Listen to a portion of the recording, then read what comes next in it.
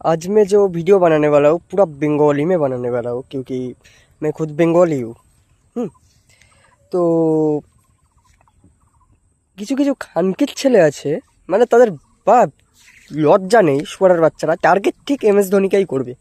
হ্যাঁ, যেমন খানকির ছেলেরা কেমন ধরনের পেজ, এমন ধরনের, আমি স্ক্রিনশটটা দিয়ে দেবো খুনি, চাপ নেই, দেখবেন কি লিখেছে সেখানে। যদি বাঙালি অডিয়েন্স থাকে আমার কোনো, তো দেখবেন।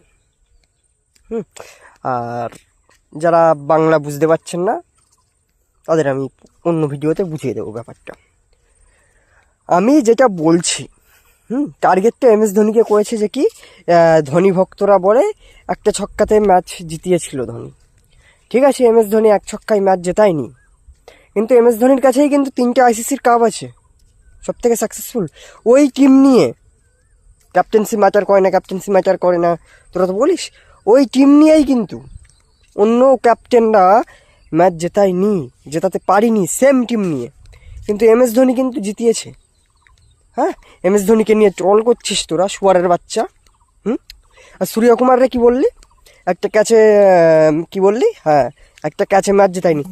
ওই ক্যাচটা যদি না ধরতো না, তোদের বিচি বিচি ছিঁড়ে পড়ে যেত, বোকা চোদা খানকির ছেলেরা।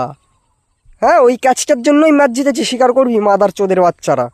হ্যাঁ, শ্রেয়াস আইয়ার ডেফিনেটলি ভালো, তারপরে অন্য প্লেয়ারকে ছোট করে, হ্যাঁ একটা প্লেয়ারকে বড় করা যায় না। শুয়ারের বাচ্চারা ইন্ডিয়ান, সব ওরা ইন্ডিয়ান, রেঞ্জির ছেলে।